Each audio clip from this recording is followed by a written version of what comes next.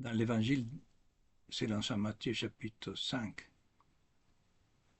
le Christ dit quelque chose d'important. Moi je vous dis de ne pas tenir tête aux méchants. Ça, nous parlerons de ça, parce que c'est le centre de la vie chrétienne. Au contraire, quelqu'un te donne-t-il un soufflet sur la joue droite, tends-lui encore l'autre. Ceci a un rapport avec ce dont nous parlions la dernière fois. Ne dis pas un soufflet sur la joue gauche. C'est pas les mêmes. Une femme qui a été trahie par son mari ou le contraire, ou moins que ça, elle a été offensée sérieusement. Donc pas un soufflet sur la joue gauche, sur la droite. Le soufflet sur la joue droite, c'est un signe d'amour. En fait, oui, parce que c'est spontané, c'est quelqu'un de blessé. Un enfant cherche, on dit les psychologues, le soufflet du père et de la mère. Peut-être surtout du père. Nous, les hommes, nous les pères, nous sommes très absents parfois. Et le petit cherche, surtout les garçons, encore à discuter un sujet. Il préfère ça que l'absence du père. Alors, le Christ parle ici de l'honneur. Parce que donner un soufflet de la joue gauche, je vous disais, c'est le mépris. C'est avec l'envers de la main qu'on le donne, pas avec les plats de la main. Voilà. Je veux dire par là que notre personnalité est extrêmement sensible. Nous sommes sensibles à tout mort. Je ne pensais pas vous parler de ça, mais vous savez, je suis les inspirations, même si j'ai une idée à long terme de où je voudrais aller.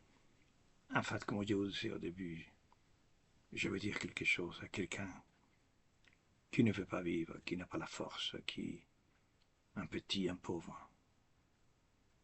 Ce sont les pauvres qui écoutent le Christ est venu pour les pauvres, pas les pauvres d'argent, comme on dit, on a traduit les pauvres.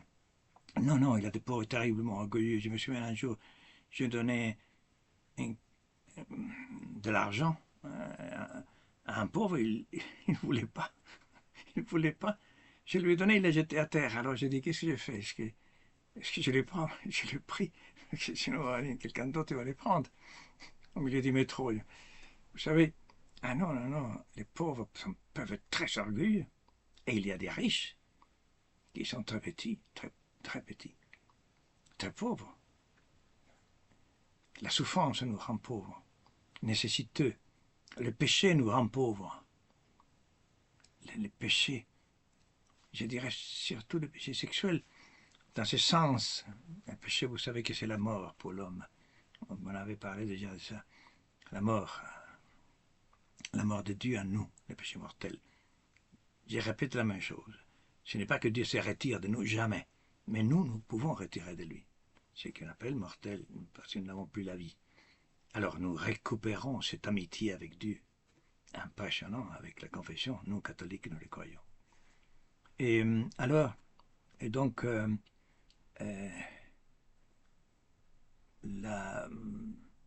nous sommes très sensibles, d'une sensibilité à la moindre petite chose, quelqu'un nous tue. Et il y a des personnes qui ne peuvent vivre sans un petit geste d'amour, une petite parole. Nous sommes tous pareils. Nous sommes tous pareils. Tous. C'est pour ça que ne pas aimer quelqu'un, c'est tuer quelqu'un. Voilà la mort. Parce que l'homme vit besoin plus d'amour que du pain.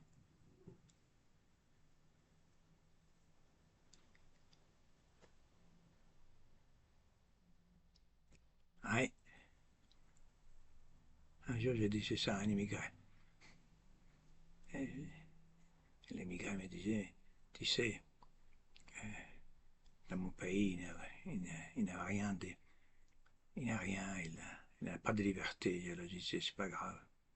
Après, il dit, un chérissé, il disait, mais tu sais, on peut pas faire ce qu'on veut, voilà, on manque de choses, mais c'est pas grave. Mais à la fin, il m'a dit, mais tu sais, on meurt de faim, on peut mourir de faim. Alors je lui ai dit, c'est pas grave. Alors là, il a explosé. Je ne sais pas s'il a compris, je sais pas s'il a compris quelque chose, après il m'a appelé bonjour, c'est pas grave. Mais il avait compris quelque chose, que la vie ne se joue pas dans le matériel, dans ce qui est immédiat. L'homme a une dimension éternelle, une dimension infinie. C'est pour ça que quand nous réduisons la vie d'un homme aux choses, l'homme perd l'orientation. C'est-à-dire, l'orientation, vous savez, a un rapport avec l'Orient. C'est-à-dire, il perd les regards vers l'Orient. C'est-à-dire vers le Christ où le soleil se lève. C'est pour ça que les églises sont tournées vers l'Orient. Où le Christ, la résurrection de Christ, la mort vaincue par quelqu'un qui est venu au cimetière. Alors quelqu'un dit, mais personne, oui, quelqu'un est venu au cimetière. Les apôtres ne croyaient pas, ils s'étaient étonnés, mais dit, qu'est-ce qui se passe ici? Voilà, un jour on parlera encore de ça, parce que c'est le centre de ce que tu voudrais dire. Je parlais encore de la faiblesse, de la délicatesse de notre âme. Je vous lis une petite parole, même pas, psaume 120, ça dépend, 120, 121. Et alors elle dit, le soleil pendant les jours ne pourra te frapper. Ça, on comprend. Le soleil frappe fort, surtout en Orient, ou même ici, aujourd'hui. Ni la lune durant la nuit. Alors là, la lumière de la lune ne peut pas te faire ténuer cette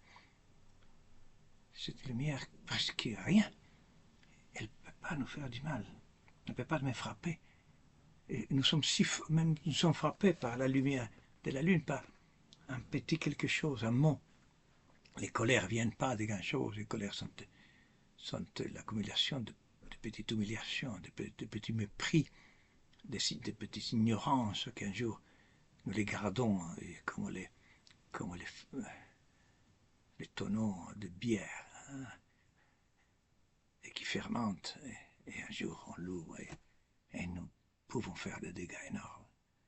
Bon voilà, c'est ça que je veux dire, c'est la mort, c'est pas la mort physique, ces gens qui font des décrets aujourd'hui, des lois iniques pour limiter les temps fixés par Dieu à chacun. Mais c'est une impiété, parce que c'est un mot le plus fort qu'on peut faire, c'est une ignominie. C'est comment disent les Juifs, la désolation, l'abomination de la désolation. Voilà. Je veux encore parler de cette mort qui vient à l'impréviste, quand nous ne l'attendons pas.